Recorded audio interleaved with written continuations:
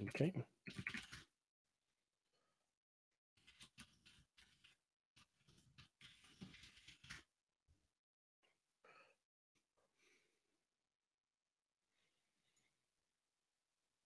Hello, everyone, and welcome to Linux for the Rest of Us, episode 212. This is a show about all things Linux, whether it's hardware or software, whatever tickles our Linux fancy.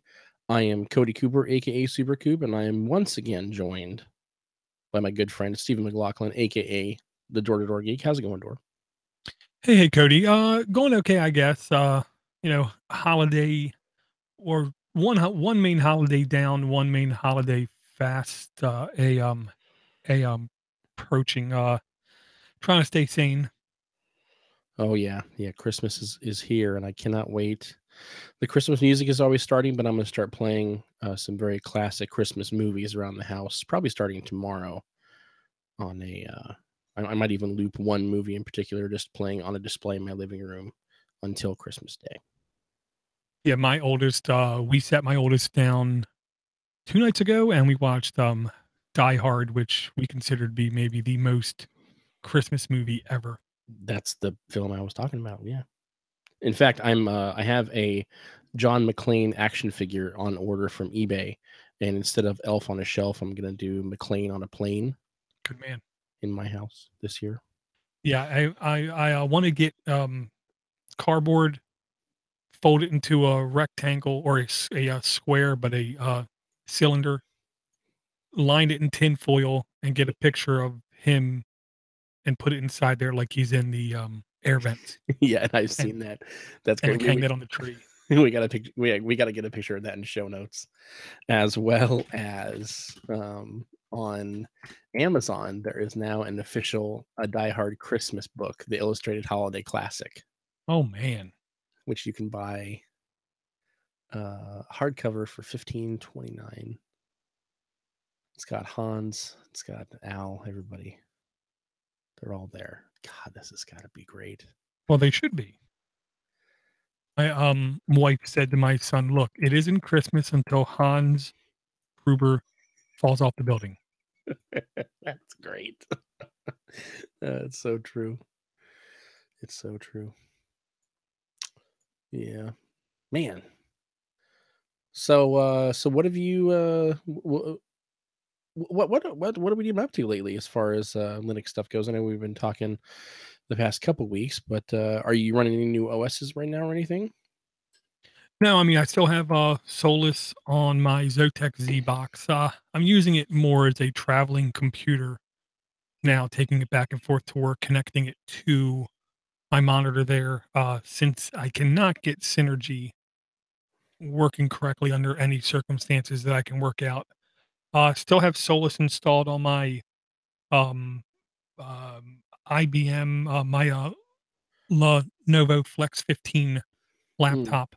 Still liking Solus for what it is, and that's not an insult. It's what it is. Um, all my main studio rigs down here still running Ubuntu 16.04, just because I need OBS, I need stability, and right now the best of that world I think is in Ubuntu land. yeah. Yeah, I still have Solus on my main rig, almost 2 years now, I think. Been enjoying that experience, and I installed Ubuntu Budgie on a laptop about a month ago, and put that in the living room, and then have that piping out to two different HD displays. So that's our main computer in the living room now, and out of the box without any sort of modifications.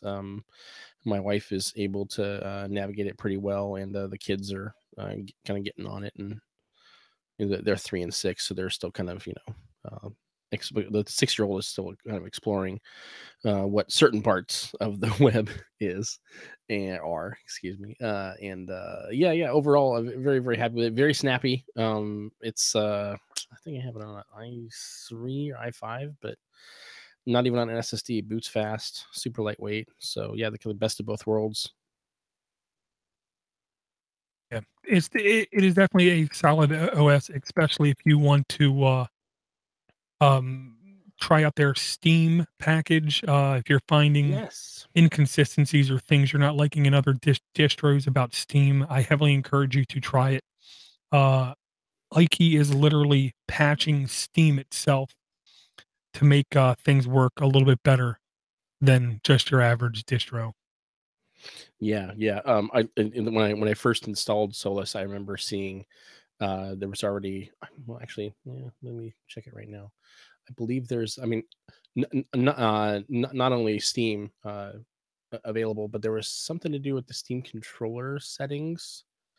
I can't find it right now, of course. Anyhow, that's all integrated into the client now itself. But yet to see that support for arguably the largest PC gaming platform right off the bat was great. And he, even though he's, uh, I would say, as far as I know of him, the last few years hasn't expressed that he's a gamer.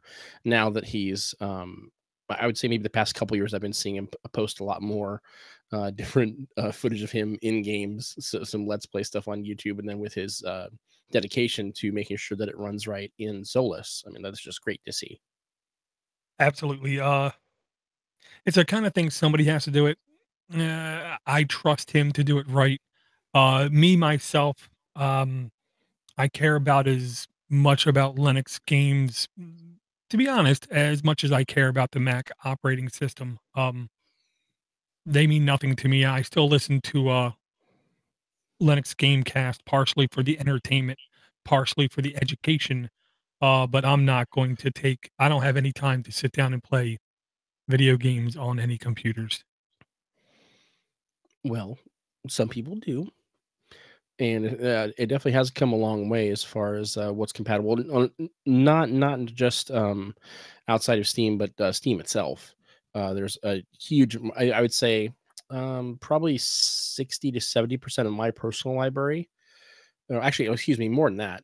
I only have that much installed, but a handful, a few games I bought years ago are all compatible on my Steam OS drive, which I used to play with the kids. But yeah, yeah, plenty of good stuff on there. But we don't want to get too much into a wormhole on that. But yeah, it's yeah, an enjoyable experience thus far. Yeah, I'm sure if I had a Steam-like machine connected to my main television, my oldest son would be much more into it. Right Yeah. now, he's into the Nin, Nintendo Switch, partially for the convenience factor. It's Hmm. right there on the big TV, partially because Hmm. he can take it out of the dock, play it anywhere, kind of thing. Yeah. Um, Whereas I know there's more than a couple computer-based games he would just go totally blitzkrieg for, like Rocket League on the Switch. He's loving, Hmm. but if he knew he could have played it before on a computer, he might have Yeah. been there. And that is a Linux and SteamOS compatible title as well, Rocket League. And if you guys don't know what that game is, and if you love soccer and or cars or both, go you gotta check it out. Um, to kind of go along with the gaming element, but divert a little bit into a different direction. If you guys are looking to do that, maybe get something along the lines of your office or desktop experience into the living room. The Steam Link is a good option. I know we've talked about that. The reason I'm bringing it up is over Black Friday, and I would bet that we'll see a similar deal for the holiday and Christmas sale on Steam as well. They were on sale for $5, so it was 90% off. A crazy, crazy deal. You have to have wireless AC to get any sort of decent reception, but if you can go hardwired either into the room, into the display, or uh, power over Ethernet, or excuse me, Ethernet over power adapters from different room to room. I have a buddy of mine who does that from his office into his living room and his garage for a projector. Works really well. So, and it's not just for a game. You can also use it to do some screen mirroring, so you can do a different video and things that way too. So yeah, for $5, or if you even if you see it for maybe 5 or 10, I think it would be a worthwhile investment. Oh yeah, I mean, I almost got one just to get one, just so I had one. And I'll say this: if it's the kind of thing where more than likely, there's going to be at least one person in your family or extended family that you could buy one of these, and they would absolutely love, because they are functional, in other ways than just gaming. From I believe, and for $5, complete no-brainer. Absolutely. We did have okay, yeah. So one of our topics this week was kind of a big thing that you stumbled onto, and that is osgameclones.com. So open source game clones. So anybody who's ever drank soda before knows, your Coke, your Pepsi. What are some other colas, like your RC Cola, if you guys know what that is? I grew up on that stuff. My uncle was a distributor, anyhow. But then you go to your grocery store and they have, like Happy Cola or the store brand X Cola. And it tastes a little off, but it's basically cola. You know what I'm talking about, right, Door? Oh, yeah, just generic cola, super, Right. super cola and stuff Or like instead of that. Mountain Dew, that have like, uh, or uh,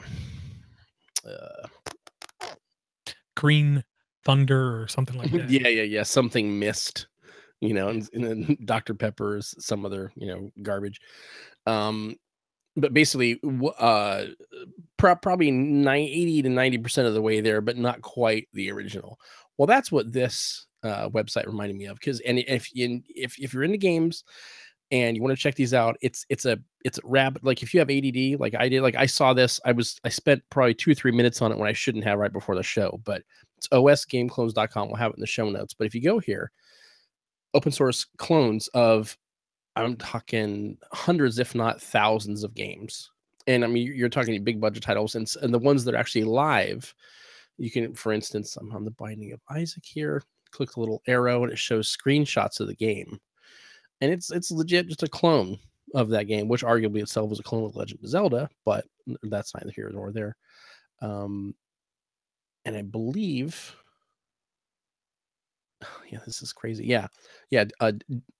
In speaking about games compatible with Linux, I would definitely go check these out. Yeah, I'll say this. I don't think I would call these clones. I would call these in in like honor of kind of games. And I will say there, I think there's a direct correlation. The newer the game title you're looking at, the less it's going to possibly live up to your expectations. But then the inverse is true as well. If you pick an older game, for instance, if you just look for Sim City, which is pretty old, there is like 5 or 6 versions: 3D dot city, Lin City, Lin City NG, and the first one I looked at, 3D City, in some ways is more advanced than the Sim City I remember, where you have a genuine three-quarter top-down look upon the world. You can make new maps, generate new maps, or you can pick that map to use. You can go all around the map. You can click residential type buildings, build them, industrial city, just like a quote unquote real game kind of thing. So if you set your expectations right, you could have a lot of fun on this page, from everything from Harvest Moon, Sonic the Hedgehog, um, To uh, Redneck Rampage Redneck Rampage, and R-Type and Descent. Rise of the Triad. Yeah, and like if you want like something that's an actual clone, Descent was an old, Yes. I think DOS 486 game. They have one here called D2X XL. And when you go there and look at it, these screenshots are Descent. They Yeah. look exactly like it. So this is kind of like getting a Chromebook to me. If you set your expectations realistically, this site can be a heck of a lot of fun. There you go. And remember, when it comes to games, it's not all about the graphics and the bling. It's all about the gameplay and the feels that you get. Yeah, it isn't all about the FERPs. Nope, it's all Even about them. though, Yeah, not necessarily about the FERPs, but definitely about them feels. yeah, Cool. definitely. 2 links I wanted to bring up, make sure that I don't forget. Um, Larry Bushy, friend of yours and mine, Mhm. he has now 2 books on Amazon available for purchase. We did mention Ubuntu Mate upgrading from Windows to OS X. That's a really good intro book describing the basics of the interface. What is Linux? Why is Linux? Some of the basic applications, how to use them, what you might see in Mac OS X, coming from that. Well, in that OS, it would be called that. And in this new OS, it's called this kind of thing. It's very good for the brand new user. But his second book is called Using Ubuntu Mate its its applications. Um, I'll just say once again in paperback, 24 bucks. This is thicker. This is definitely a thicker book, and there's no way I can do this book credit. I highly encourage you. This would be a great book if someone you know is getting into Linux, wanting to learn it. This is a great intro, very hyper detailed, is what I'm going to say. Larry really takes this passionately. And in this book, he has full colored pictures where in the beginner's book he didn't. Hence the lower price for that book. That book was only $9.99 for paperback. Yeah, so the original, the Ubuntu Mate Guide for Computer Users Operating from Windows or OS 10, that was 65 pages. The new book is 119, so nearly double. And the fact that he has the color pages can also set the expectations realistically for the increasing cost as well. Absolutely. So if you know someone who needs a Christmas present revolving around Linux, I would highly encourage you check out our show notes and check out one or both of those books. Good bring up. Very cool. Next thing I wanted to bring up, Cody, I will say it comes with a caveat. I'm actually going to use that word correctly for a change. An article over on opensource.com, which is completely monetized by Red Hat. They give all the money to it. So most of the time, their articles will sometimes have a tendency to be very Red Hat focused. This was one that caught my eyes really quickly because a lot of people out there, especially who don't know computers, won't shut up about Slack, how it's revolutionary and stuff. It isn't. It's like IRC with bots is really all it is. We had a lot of the same basic functionality in like 94. Um, it just looks prettier. Well, other people are taking the rise of those kinds of applications as a direct challenge, which I like. Competition makes everything better. We have Mattermost as well, which is the one that I currently right now use on Podnuts. But this one is called Riot, and if you go to about.riot.im, first off, you notice unbelievably colorful. Okay, the thing I like about it is right from their main page, you can download the GitHub code, and then there's 5 types of interfaces to the application, is the way I'm going to put it. You have straight in the browser, you have Apple iStore, you have Google Play, you have F-Droid, and then you have desktop applications. The only thing I'm not positive about this app is if I download it, is there a connectivity going back to their website, or is it completely local on my rig, only connecting to the IRC servers I want? And that's what I'm not completely sure about, because if it does do the latter, then it's a more secure, a more private application that more re respects your privacy. Um, but I'm not positive, and I don't mind being the test dummy either. Well, it is free, so I know. I don't want to say red flag, but you I know what they say know. about if it's not if it doesn't cost you anything, you might be the product. I know. And here's what I not defense, because it's not a defense. There are no ads on the page. Okay. If all they do is host this website and push the code out, sure, contributions could be nice. I'm sure if they're running a Patreon, that could be nice as well, but it's not a business plan. It's not something that a you know people would like to support. in the business world if there's no monetization going on. Hopefully, well, since the code's on GitHub, if they fail, somebody else can pick it up if it is a good idea. That makes me feel better about learning to use it, wanting to use it, and trusting to use it. I could basically download the code myself and run it. I just hope that there's nothing calling back to the home base. And to be honest, it just looks good enough to me that I want to investigate it more because it's not that I don't like Mattermost. It's not that I don't like IRC. I just sometimes want something that looks better than something from a 1978 mainframe terminal connection. But I'm a There's command line guy, so I don't understand how that works. well, the thing is that I'm looking at this and I'm intrigued by it more so because when you see, like, if you were to just explain this to me in like do a quick elevator pitch of this product, I would immediately think this has got to be some dumbed down, like super, plushy pillow push button interface that's just, basically making it more accessible while making it look too Fisher pricey, I guess. Mhm. But I'm looking at this and it doesn't look bad. I would urge anybody to just at least take a look at it. But yeah, maybe we could dip our toe in, test it out for a little bit, and then do a follow up.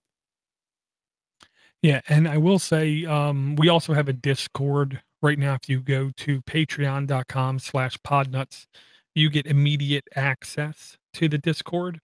If you cannot afford supporting the network, just shoot me an email and I can give you a invite right to the Discord if that is your preferred interface. This is almost like messaging apps on phones, Cody. It's really difficult to convince people to go away from something they're already using. So if you're Absolutely. already a heavy Discord user, the likelihood of you using this, there's two choices or two chances for you to use it, and that's slim and none, Yeah. you know. But if you're already an IRC person, I think it might be worth checking out. Well, and to kind of take a step back and really kind of expound upon what you just said there, familiarity is, nice and warm and comfortable, but every once in a while, no matter what it is, you really should take a step back and ask yourself, why am I using X? Whether it's, um, a specific piece of software, an operating system, the coffee that you buy, or the route that you take to work, whatever it is, because it might just be the fact that it might be one of a few things. One of which being, I explored the options a while ago, and I tried this thing a while ago, a few years ago, and it really works for me, and I like it, and that's what I chose out of several options to go with. Or it could just be that's what I've always used, that's what my dad always used, and to hell with everything else. Right. And that can, either give you a good experience or it can really limit your options. Because really, the one thing that when I speak to people, or the one question I get from people that know that I run Linux, they say, "Well, why?" And I speak about the options and the choice that I made to do it versus just going with the OS that was on my machine at the time. And I had a similar experience recently. Now I know, in fact, it may have been the last episode, the one before that, which has been a while ago. We were talking about Podcast Addict, and I just shooed you away. I was like, no, no, no, dog catcher for life till the wheels fall off, till the wheels fall off. Well, now I got to admit, I'm a Podcast Addict user. I do like it. I do like it, Dor. Did you hear that? So you're a podcast addict. Yes. Yeah. I don't know where the support group meets, but maybe I'll check it uh, through. I'll see if there's an IRC channel for podcast addicts when I try out Riot. Well, the good news is he is on Patreon as well. So if you go to patreon.com/podcast addict, you can support him too. Well, there you go. Yeah. Yeah. And I will say the one thing about this application, riot.im, which is literally making me wanna try it is it has built-in, to at least some degree, built-in voice and video conferencing. Um, we've used tools like, Jitsi Meet. There's a couple other WebRTC-based solutions out there, but I kept wondering why didn't Matter most have a voice room in it or a video room in it? And Discord has a voice room in it, and they're working on a video room in it as well. Discord does have stuff like keyboard controls, so you can have your mic completely disabled till you hit a hotkey, which I do like. But if this is GitHubable, aka I can load it on my own server, run it there, and have voice and video conferencing on it as well. This also might be the perfect kind of thing for a interagency voice video system as well. So I am going to take a little bit of a closer look at this when I get a chance. Of course, they tout, security and open source, but I don't believe anybody ever anymore touting any level of security until I hear an independent third party auditor say it's good, or someone well known in the security research field go out and do their own investigation of the connections it's making, the types of tunneling it's using, what kind of data is being stored in it, and what's the method of storing the data. Until that, I don't care how many times a website says it uses or a service says it uses end-to-end crypto. Um, for all I know, that means they just XORG Right. data, which, I mean, But it's Door, easy to say. why would they put it on the website if it wasn't awesome? I mean, it says right there end to end crypto. I know, but It also says integrations. yeah. Mhm. So there's that. That almost sounded racist. There is also an app available for both iOS and Android, which you can get on the App Store, obviously Google Play, or get it on F-Droid. You can launch it through the browser, or there's a downloadable app to the desktop. It is yeah, okay, cross-platform, OS 10, Windows 7 or later, 32 64-bit, and Debian Ubuntu repo. That's it. Yeah, now here's the kicker. Here's the thing. Here's the hook. Here's the thing that got my eye. I completely forgot. We were at FalseCon last year because I couldn't go this year because, Mm-hmm. stuff that I'm still trying to forget. Here's the gimmick, and this is the real kicker. Riot is free open source multi-platform client based on the Matrix protocol. To understand it better, think Matrix as a protocol and Riot as a client. When we were at FalseCon, me and I think it was Russ sat there and talked to this Matrix developer for a good 20 minutes. And all me and Russ were sure at the end of talking to him was this guy is a hell of a lot smarter than me and Russ put together. Um, Matrix is a very efficient way, and I don't want to say secure because anything can be secure, but it had security designed from the ground floor kind of thing when they were making this. Um, there was a lot about Matrix. I really liked what he was saying, and then when me and Russ both tried to load a Matrix type client on our computers, we were both like, "This is far, far too painful to use every day." Um, but now it looks like there's 4 solutions at least that are supporting Matrix. It's WeChat, which I'm sure everyone's heard of, NAChat, NAChat, uh, Quarter 9, Quarter 9, and Riot. So there are 4 of them at least that support it. So this is actually the reason why I initially bookmarked it, and I completely forgot until I actually took the time to read the damn article again. I'd never heard of Matrix before. That's interesting. I'm gonna have to check that out. Right, and we haven't either, and then talking to the guy, this thing's been around for years and years. We actually went to the guy's talk too, I believe. Um, these guys really know what they're talking about, and I'll just put it like this. The real goal of when they designed this thing was to literally have millions and millions of people connecting to one decentralized point, if you will, and having the closest thing to real time everything via that decentralized cluster, if you will. And they really honed it really hard for that. They did not want things to be centralized. So if Riot is based off of a decentralized thing, I feel better about it. Definitely. Yeah, I feel better about it already. Thank To load off your mind. Yeah, no problem. I'll allow you one link to be passionate about per show. Speaking of that, Door, I I love value. Of course, we all do. We all do. But then again, and we love value. We like to see things on sale with this holiday season coming up.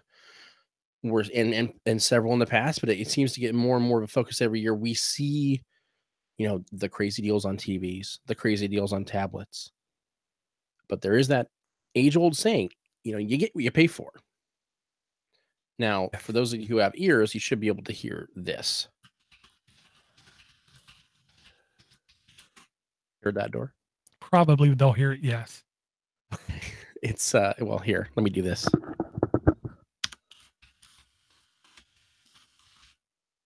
Okay. You guys definitely heard that. That was my clickety clackety DOS keyboard. My mechanical keyboard, my baby. I've had her for 4 or 5 years now. Wonderful. Anyway, lots of people throwing out questions to me saying, "Hey, where can I get an even Door?" Several other readers. Hey, where can I get a good mechanical keyboard? And I always say, just get one of these. If you can't afford one, then save up for a year or two. Just get one of these. Get something worth getting, because if you get a cheap model, you never know what you're gonna get. When you're talking about, and I don't even use this keyboard for gaming that much, to be honest. So it's not like I bought some high end LED enabled with all the media controls keyboard. This is just it's just a basic ish keyboard, a little higher end with the clickety clackety, and it's wonderful. Okay, I'm not trying to boast, and I did save up for a while to get this when I bought it because it was a little expensive. But think of your keyboard and your mouse as tires on a car. Okay, you've invested money, or you happen to get a smoking deal on this machine of yours, and it is your vehicle.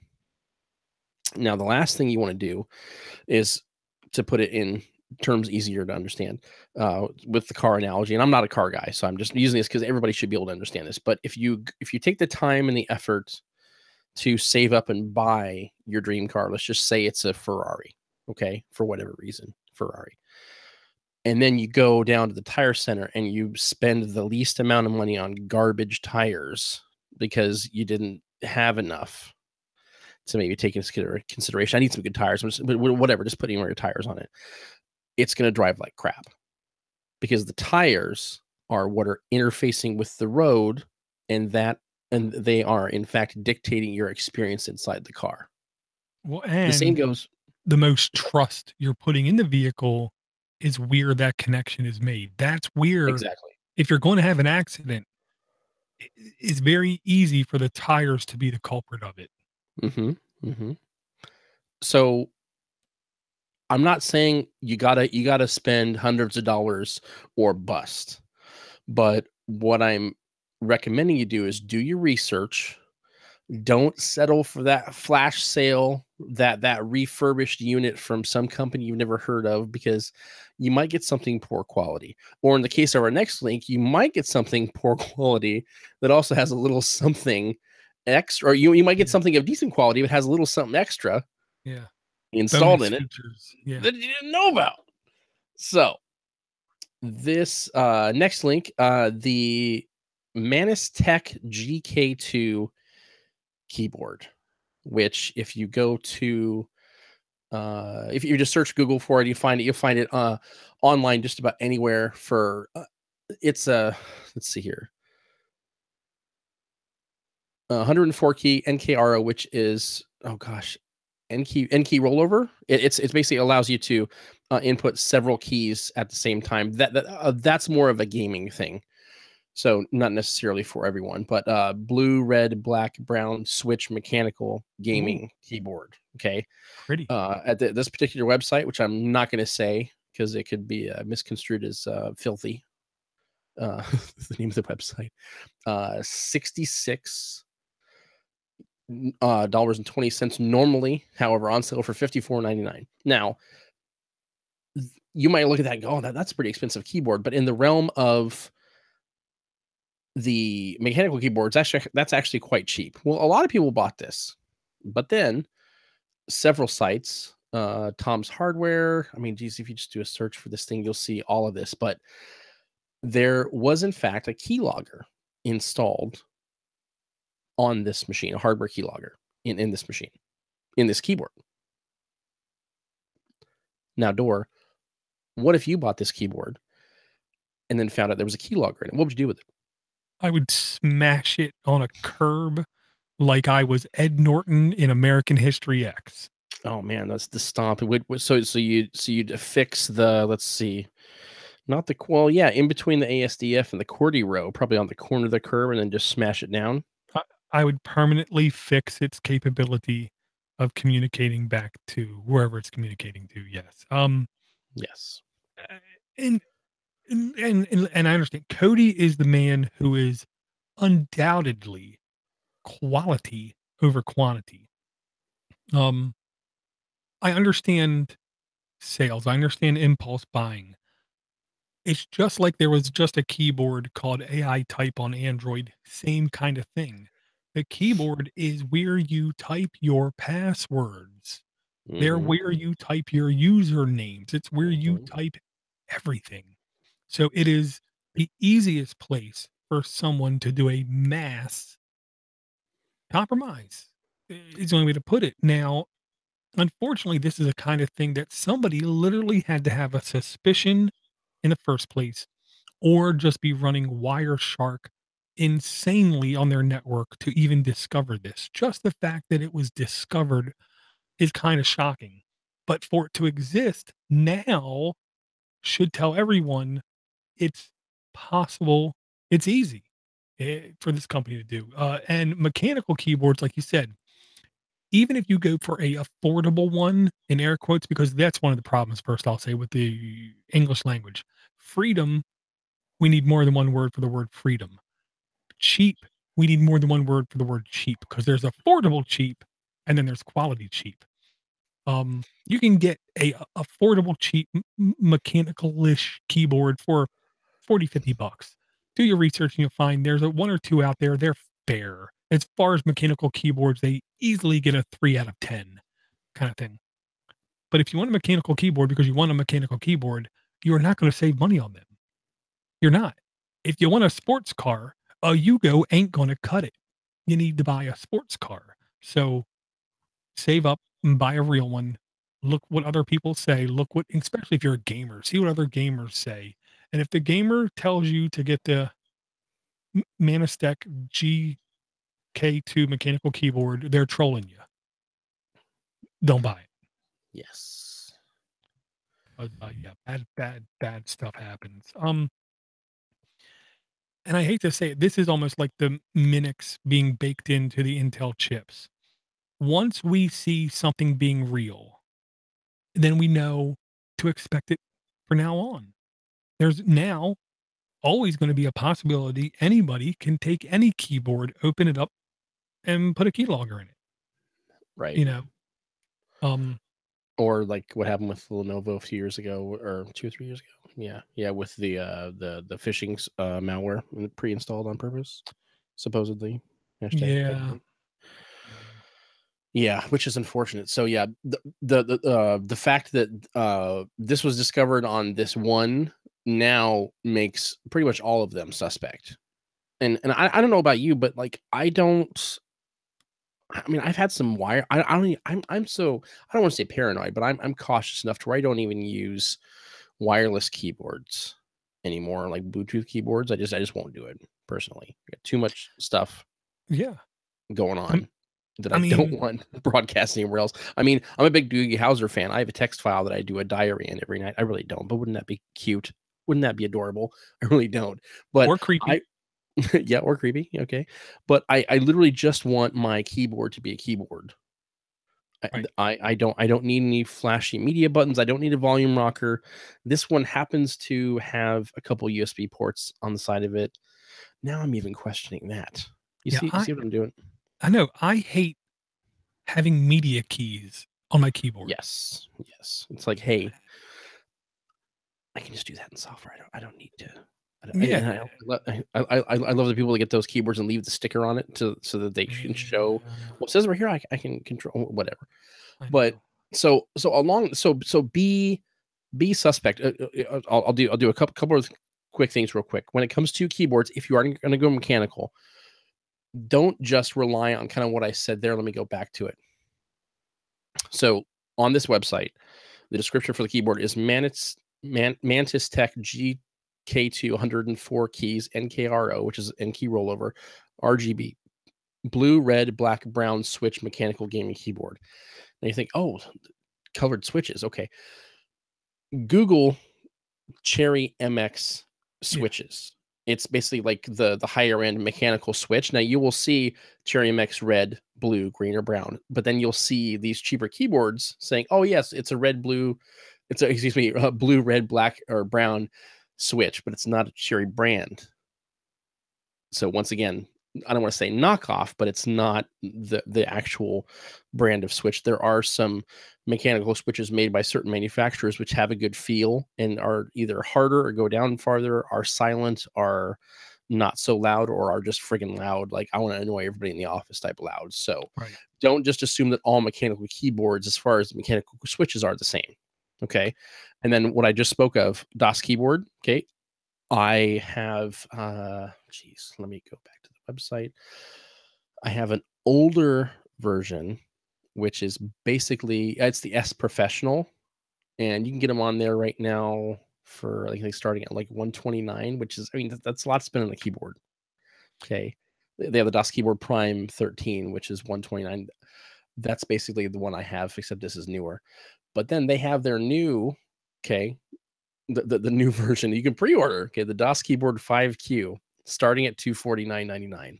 Hmm. This is not a sales pitch. I'm just going to read the explanation of this keyboard really quick and then tell you what I immediately thought when I read this. Okay, so the DOS keyboard 5Q is a cloud connected open API RGB mechanical keyboard that allows each key to be color controlled over the internet.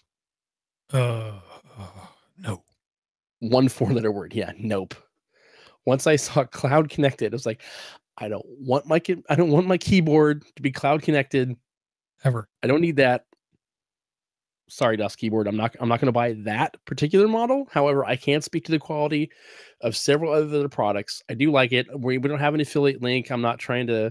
I don't get a kickback of anything. But if you're in the realm for that, for mechanical keyboard, check them out. But also those older IBM keyboards, you can get. I think did they have a PS2 interface on those? Yeah. The older clickety clappies.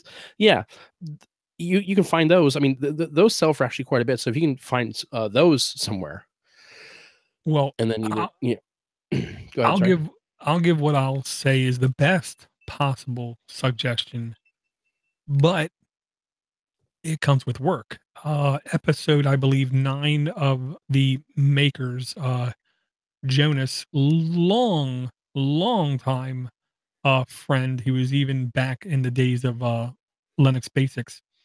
He brought to the show custom designing and building mechanical keyboards. You can 3D print or fabricate the case for it. The board you can buy online for a very affordable price, like $10 for the board. Um, the Arduino is the interface between the board and the USB, like another $7. And then you can buy the keys themselves from eBay Uh, for the low price, I wanna say the low end ones are like $2 a pop. The higher end ones, I think were like $8 a pop. And then if you have a 3D printer, technically you can 3D print the keycaps as well. And then you can have your own custom 3D printer. And if you want LEDs in it, you can put LEDs in it. If you want it to be a split keyboard, it can be a split keyboard. If you want a curved keyboard for your hands, you can do that. Um, and you are much more trusting of the software is what I'm gonna say, because you can go to the place, you can download the code for the software, you can examine it yourself, you can see what it's doing, you can GitHub clone it, you can compile it, and you can put it on the board yourself.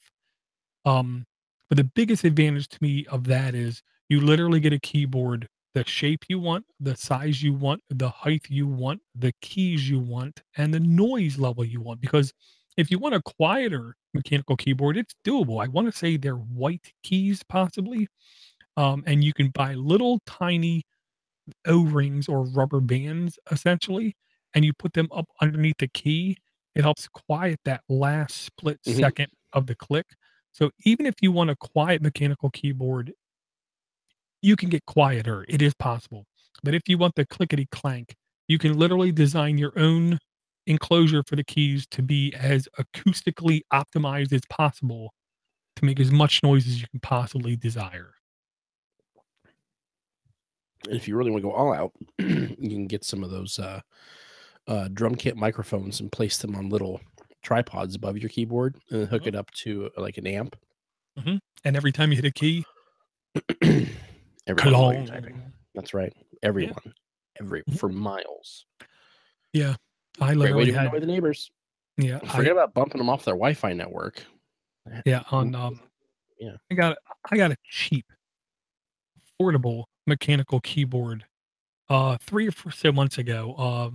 Patrick Norton just tweeted about it maybe a week ago. I wanna say it's called the Velasa Fire keyboard, maybe, possibly. It's not a full, um, um, full keyboard. It's not a 104 keyboard. It was definitely less keys than that. Um, Hmm. and it's literally 50-ish bucks. It isn't great, but it's good. And now all the cubes right next to me have been vacated. Nobody sits there anymore.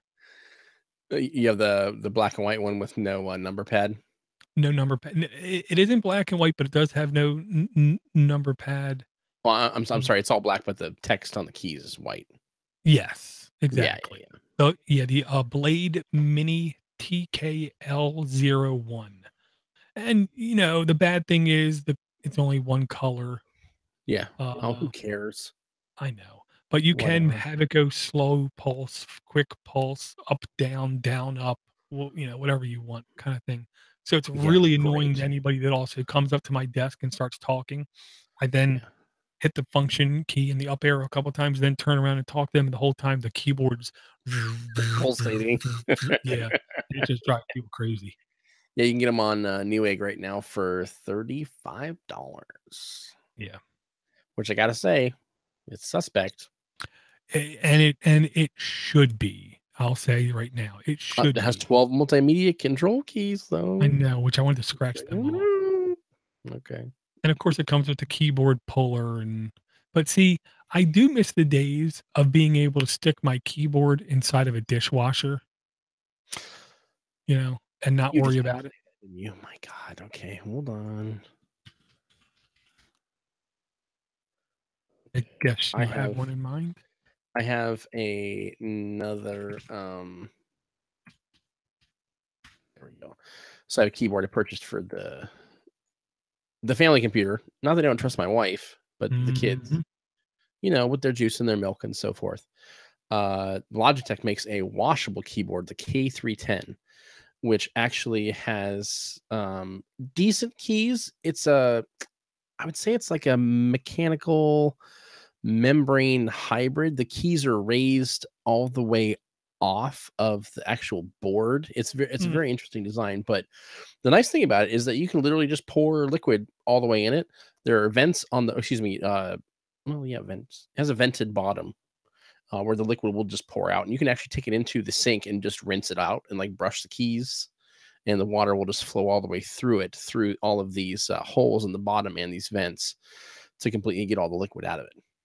Hmm. So yeah, you can flush hot water through this to clean out anything. It's crazy. And I haven't spilled anything on it yet. Damn it, I might just go do it. But it's a little expensive though. It's not mechanical keyboard expensive, but on Amazon right now it's like 67.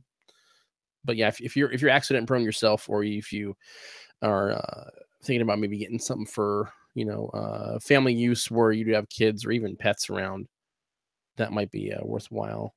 I Yeah. think it's really difficult to take those keys off, but I've had that for 3 or 4 years now, no issues, very comfortable. Very cool. Yeah. I'll say right now on Newegg Business, it's only $27. Oh wow. On regular Newegg, $38. I like Newegg.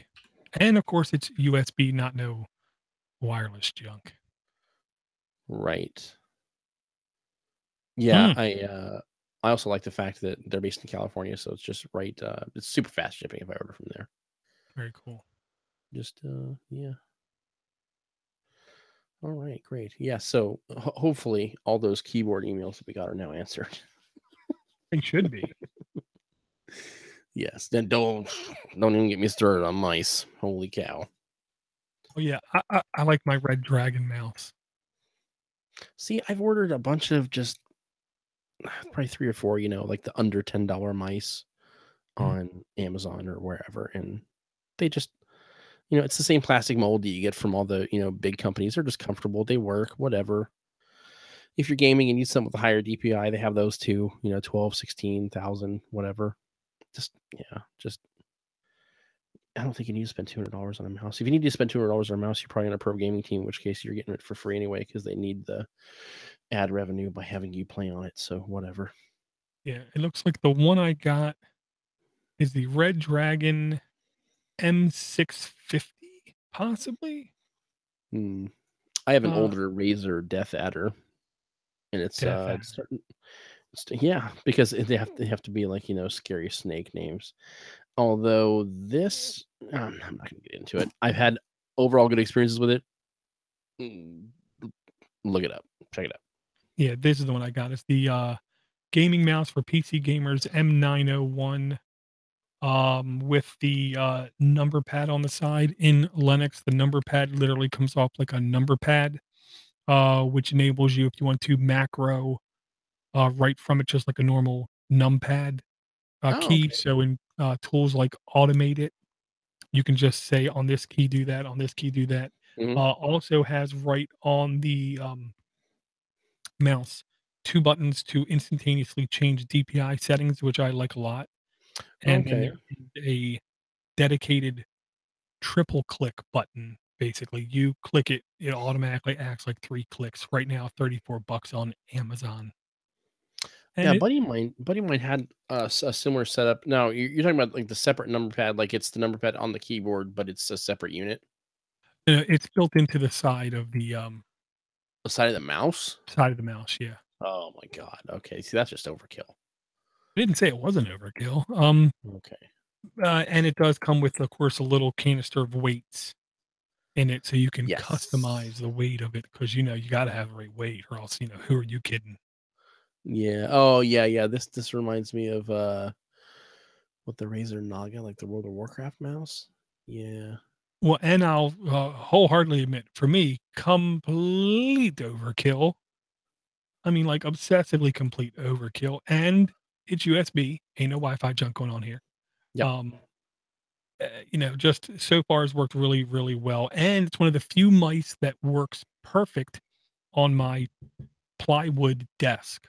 I've had mice for some reason. I literally had to pull out like a piece of paper, put down to use my mouse, and for some reason on the wood it just didn't work. Yeah, I've had the same issue on some different surfaces with some of the older like the garbage Dell mice at my previous employer. But yeah, it just wouldn't read on certain colored surfaces, which I thought, whatever. It's probably reflecting too much light back or uh, whatever. I don't have to worry about that anymore.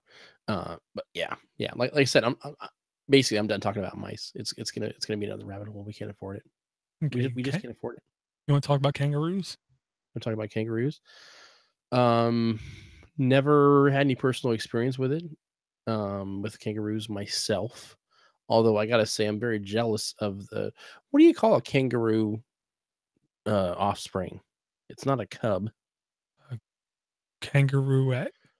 Oh God, A kanga kitten? I don't know. kangaroo baby name. A roo, I'm gonna guess. Why not? Yeah, that's actually kangaroo. Or well, no, the roo is just a nickname for colloquially referred to as roo. Male kangaroos are called bucks, boomers, jacks, or old men. Females are does, flyers, or jills, and young ones are joeys. Oh, I knew that. Joey. Yeah, Joey. Peter 64 is virtually smacking us right now. Yes, but hey, we're anything we can do to reinforce the dumb American stereotype. But hey, I knew how to use Google and answer my own question. You're welcome. I didn't post it on Yahoo Answers, did I? Yet. No, I'm still answers are pending. Uh, we'll follow it up on episode 213. Well, we could talk Um, about penguins, well, no, like but I'm not done pink talking about penguins. Joeys. I Oh, envy the Joey when it's in the sack because you got to think, man, it's gotta be warm in there. I would think. My little bastard of a Chihuahua today, I couldn't find him. I thought he was stuck outside all day. No, he's just curled up. He drug a comforter off my kid's bed onto his bed and wrapped himself up like a croissant in this thing. And I saw some shuffling and I lifted up and he gave me the evilest look and growled at me like, "You SOB, you're letting out all the heat. Put that blanket back down." So what And you're I saying thought, is you're jealous. that's right. Yeah, I can't lay down in the middle of the afternoon and just get warm and take a nap, but I want to. I don't know what to tell you. I need a new comforter. Okay. So yeah, penguins. Yeah, penguins, if you, value your privacy and you value companies that value your privacy, and then take a very proactive stance on it, then I heavily encourage you to go to thinkpenguin.com, support them, and if you see something you like there, and you wanna save a couple shekels, just shoot me a email at podcast@LinuxForTheRestOfUs.com, and I can shoot you a, coupon code. Fantastic. And yeah, please check out the website. Not necessarily if you're just in the market for a new machine, whether it's a desktop or laptop, but they have several other items on there as well. And we've met the owner and the Hacker Bob. technician extraordinaire, Hacker Bob, yes, several times. So we can speak to the guys running the operation are very cool and have their heart in the right place, especially when it comes to personal protection and privacy. So definitely uh, give them a look. Several different devices for all sorts of use cases. And yeah, if you want to save that money, send us that email, and we'll see if we can get you. Well, not we'll see if we can get you a discount. We will get you a discount on it. Just tell them that we sent you. Indeed. All right, fantastic. Well, I think that was the majority of the links that we had highlighted for this week. Or anything else you wanted to mention before we wrap up? No, I just wanna say it's really good to chat with you. I wanna, thank everybody for the support. Absolutely. Thank you very much for sticking with us. Yeah, we're heading into the holiday season now. It's only early December, so we should get a couple more, at least one more show in before the end of the year, if not a couple more. And then 2018 is just around the corner, and really looking forward to it. Looking forward to um, sharing some information about my new situation that I have going on, and looking forward to what kind of time that's going to bring me to creating some new content, whether it's Linux or otherwise. So, and I will say this: we passed most of November, if not all of November. We passed Thanksgiving, and I do want to say I am thankful for the community that I've been exposed to after not just being a listener to Podnuts, but uh, a podcaster on the network as well. Several of you, um, I am actually, Yeah, I was several, quite a few. I'm in contact with you just several different times of the year, and I've got a lot of good friends from a lot of these interactions, and I'm especially thankful for Door. He is one of my best friends in the world, and giving me a lot of support, personal, professional, and otherwise. So, Door, I'm thankful for you. You're welcome. I love you, brother. Ditto. Yeah, it wasn't that I was diverted, but I got to mention this, Cody. Oh, here we go. What? Huh? On Think Penguin, if you click on shop and then you go to USB flash and storage devices, and then click on the 120 gig, 250 gig, 500 gig USB 3.0 super speed SSD drives. This is awesome. They stuck an M.2 SSD, basically a micro M2 SSD inside of a slightly oversized thumb drive with USB 3, where you're getting 540 megabytes read and 500 megabytes write speed, uh, with no dependencies, no wrappers, no binary blobs, no proprietary, no no special drivers are needed, for only 99 bucks for 500 gig. This thing is pocketable speed. This thing is awesome. Hacker Bob did it again. Yeah, I would say what?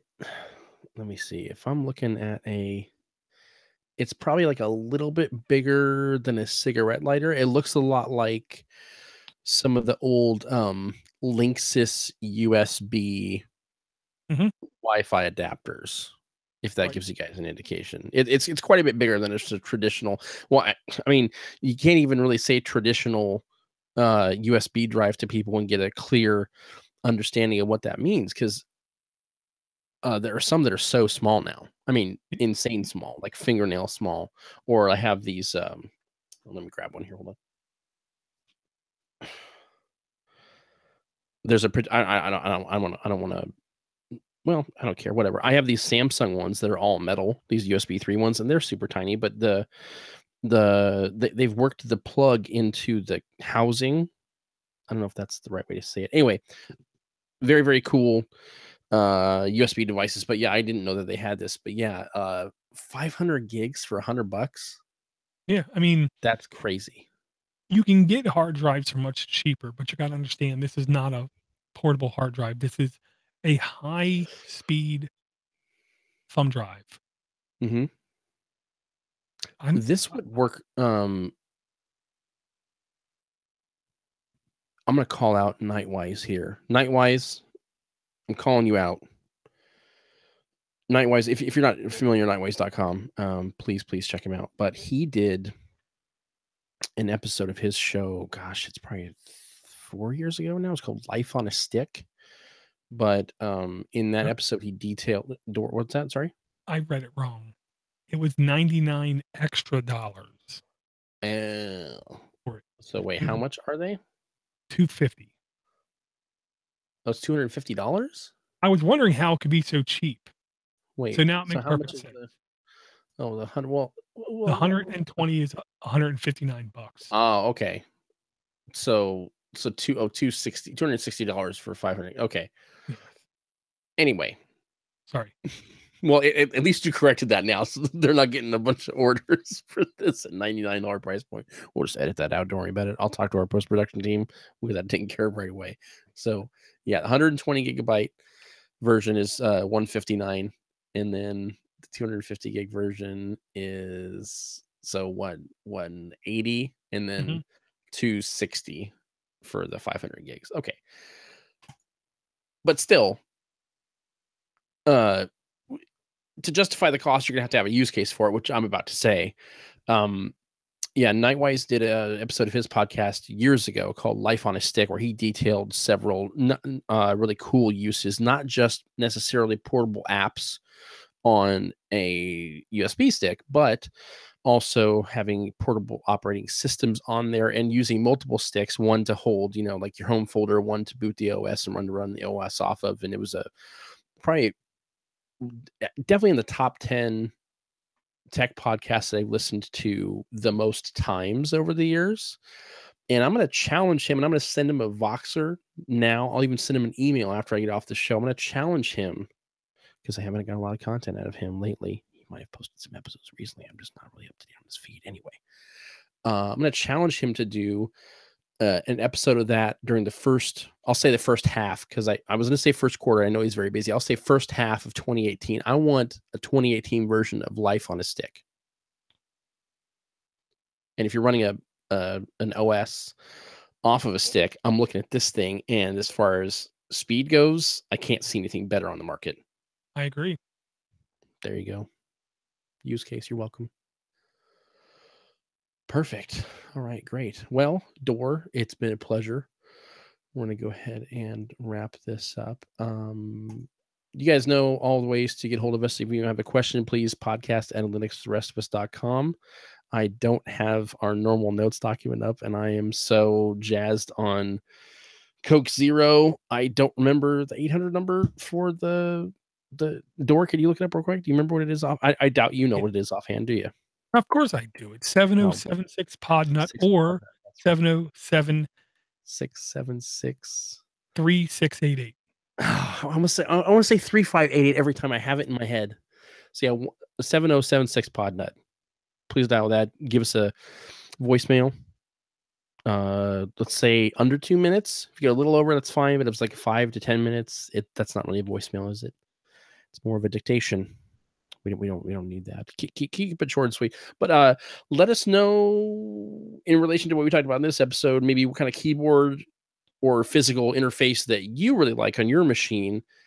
That's what I really like to hear from you guys based on the episode that we are releasing now, based on this conversation. I would say I would really be interested to see what you guys are using. Yeah. So let's go ahead and have that be the email topic of the week. I think that would be great. Well, also, so we'll be back soon. We'll definitely be back before the end of the year. I will definitely get a hold of Nightwise as I promised. Thank you so much for listening, and please do not forget that Linux is not just for the rest of us; it is for all of us. Good night.